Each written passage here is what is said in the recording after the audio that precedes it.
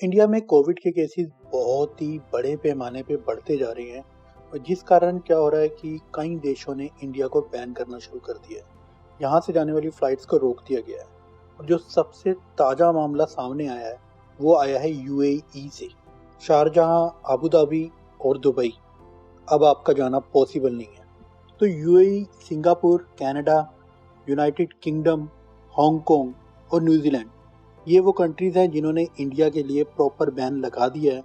यहाँ पे अब आप ट्रैवल नहीं कर पाएंगे और इस वीडियो में आपको one by one her country की मैं जानकारी देने वाला हूँ। तो जहाँ यूएई जाना बड़ा इजी था, दुबई आप जा सकते थे, पर अब दुबई भी आप नहीं जा सकते हैं। इंडिया से आने वाली हर फ्लाइट के लिए बैन लग चुका है और ये बैन शुरू होगा कल से, यानी 24 अप्रैल से, और ये बैन चलने वाला है अगले 10 दिनों तक। और जैसे कि हालात चल रहे हैं 10 दिनों के बाद एक्सटेंड भी हो सकता है। और जिनकी फ़्लाइट आज की है या कल की है तो मोस्ट प्रोबेबली वो शायद जा सकेंगे, बट उन्हें भी कोविड का आरटीवी टेस्ट कराना ज़रूरी है जो कि 48 आवर पुराना हो। लेकिन अच्छी खबर ये भी है कि जो फ़्लाइट दुबई से यहाँ आ रही हैं, यानी आपके कोई परिजन अगर दुबई में हैं, उन्होंने वापस आना है, तो वो फ़्लाइट्स अभी आ रही हैं वहाँ से। तो दुबई से जो फ्लाइट उड़ के इंडिया आएंगी उन फ्लाइट्स पे कोई बैन नहीं है। जो भी बैन लगा है वो बैन लगा है इंडिया से ही जो फ्लाइट दुबई की तरफ जाएंगी। और दोस्तों, अगर आप थोड़ी समझदारी दिखाते हुए ऐसा कोई प्लान कर रही हैं कि इंडिया से किसी और कंट्री में जाएं और वहाँ से हम दुबई चले जाएं, तो यार ये भी पॉसिबल सा नहीं है, क्योंकि जिस कंट्री के थ्रू आप जाएंगे आपको उस कंट्री में भी मिनिमम 14 दिन का क्वारंटाइन पीरियड बिता के जाना पड़ेगा। यानी इंडिया से डायरेक्टली फ़्लाइट तो आप यूएई के लिए बिल्कुल भी नहीं कर सकते हैं। और अगर आप इंडिया से किसी और कंट्री जाके, जहाँ पे अभी इंडियन अलाउड है, वहाँ से दुबई जाते हैं, तब भी आपको 14 दिन का क्वारंटाइन करना पड़ेगा, आरटी टेस्ट कराना पड़ेगा, और अगर वो टेस्ट नेगेटिव है तभी आप दुबई में एंटर कर सकें। और अगर आप यूएई के परमानेंट रेजिडेंट हैं तो आपके ऊपर ये बैन एप्लीकेबल नहीं है, तब आप इंडिया से यूएई वापस जा सकते हैं। इसके साथ ही अगर आपके पास गोल्डन वीज़ा है, जो कि लॉन्ग टर्म वीज़ा होता है यूएई का, अगर आप वो कैरी कर रहे हैं तब भी आप यूएई जा सकते हैं। अदरवाइज़ यूएई जाने का कोई और डायरेक्ट रास्ता नहीं है। और अगर आज या कल में आप फ्लाई करने वाले हैं तो एक बात हमेशा याद रखें कि आपको कोविड का टेस्ट कराना ज़रूरी है। और जैसा कि इंडिया में हाल चल रहा है, उसकी रिपोर्ट्स तो जल्दी मिल नहीं रही है। और साथ में जो एड ऑन अब चीज़ ऐड होगी है, आपको जो ये रिपोर्ट लेके जानी है वो क्यूआर कोड के साथ होनी चाहिए, सो डैट कि अथॉरिटी वहाँ पे उसे स्कैन करके चेक कर सके कि ये रिपोर्ट जेन्युइन है या नहीं है। तो यार ये सारी चीज़ें बहुत ही प्रॉब्लम क्रिएट कर रही हैं। दुबई एक बहुत ही अच्छा टूरिस्ट डेस्टिनेशन है। हमारे ऐसे ट्रैवलर अगर कहीं इंटरनेशनल ट्रैवल करना चाहते हैं तो दुबई पहली प्रेफरेंस होता था, जो कि अब हम ट्रैवल नहीं कर सकते। और अगली कंट्री वो है यार जहाँ पे हर इंडियन हनीमून के लिए जाता है या घूमने के लिए जाता है। उस कंट्री ने भी कह दिया है कि आज से ही, today onward, Indians are not allowed. Means India से आने वाली फ़्लाइट्स अब नहीं इस कंट्री में जा सकती। और ये कंट्री है दोस्तों सिंगापुर। तो सिंगापुर ने भी कह दिया है कि भाई साहब, इंडिया से कोई फ़्लाइट हम यहाँ पे अलाउड नहीं करेंगे बिकॉज ऑफ इंडिया में जो कोविड की सिचुएशन है। और ये जो बैन है यार, ये कब तक होगा ऐसा कोई फर्दर नोटिस नहीं है। जब तक उनकी तरफ से कोई न्यू इन्फॉर्मेशन नहीं आती है तब तक ये बैन परस्यू होगा। और ये बैन जो है ये आज से ही शुरू हो रहा है। हालांकि यूएई ने कहा था कि हम 10 दिनों के लिए इस बैन को लगा रहे हैं, बट सिंगापुर वाले कहते हैं यार जब तक हमको ठीक नहीं लगेगा हम इस बैन को कंटिन्यू रखेंगे।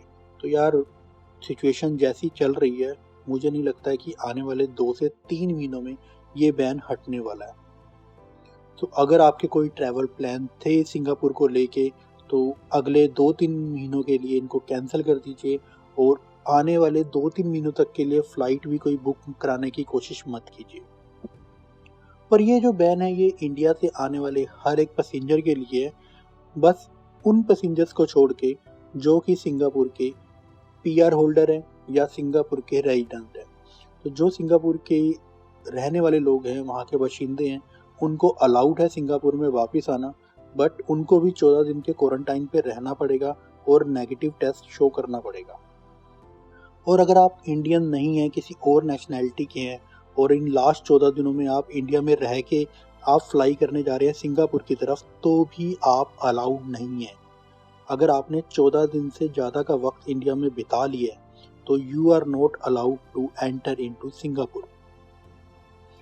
और जो अगली कंट्री है जिसने बैन लगाया है वो ऐसी कंट्री है जहाँ पे इंडियंस में स्पेशली पंजाबीज जाने की बहुत कोशिश करते हैं।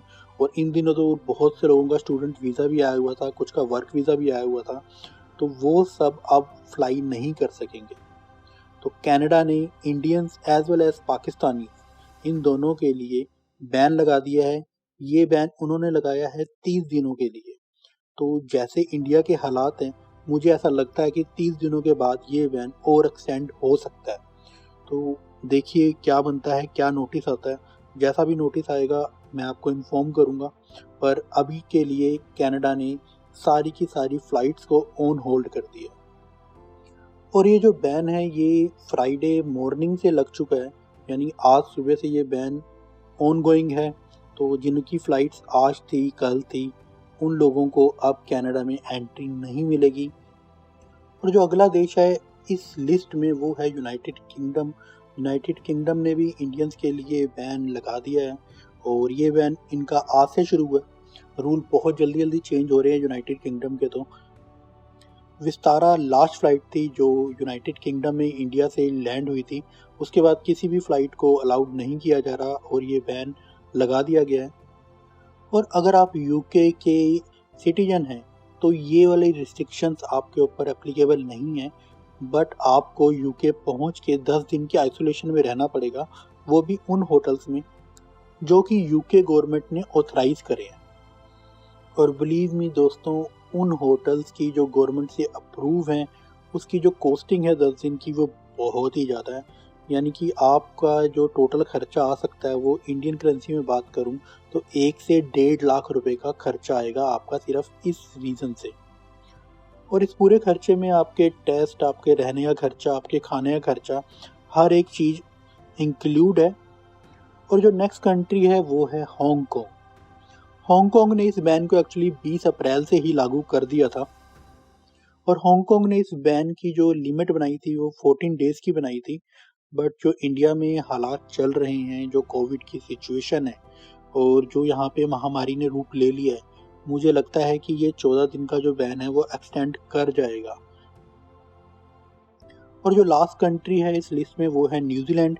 न्यूजीलैंड ने हालांकि इस बैन को बहुत पहले से ही लगा दिया था।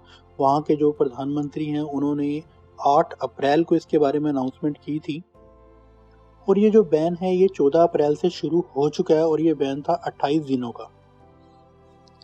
और मेरे हिसाब से यार ये बैन भी एक्सटेंड होगा ही होगा, क्योंकि मुझे नहीं लगता कि आने वाले कुछ दिनों में कोविड पे काबू पा सकता है इंडिया भी। अभी बहुत लंबा रास्ता है और बहुत कुछ करना बाकी है। और एक स्पेशल बात ये भी है कि ये बैन सिर्फ इंडियन नेशनैलिटी के ऊपर ही नहीं लगा है। ये बैन न्यूजीलैंड के जो सिटीजन हैं अगर वो इंडिया में थे तो ये बैन उनके ऊपर भी लगा है। वो लोग भी अपनी कंट्री अभी वापस नहीं जा पाएंगे। तो फिलहाल अभी इन कंट्रीज़ ने इंडिया के लिए बैन लगा दिया है। बाकी कंट्रीज़ की अभी न्यूज़ आउट नहीं है, जैसे उनकी न्यूज़ भी आती है आई विल इन्फॉर्म यू। और एज ए ट्रैवलर यार, एज ए ट्रैवल ब्लॉगर, ये हमारे लिए बहुत बड़ा सेटबैक है। और कोविड की पोजीशन तो सीरियसली बहुत ख़राब है।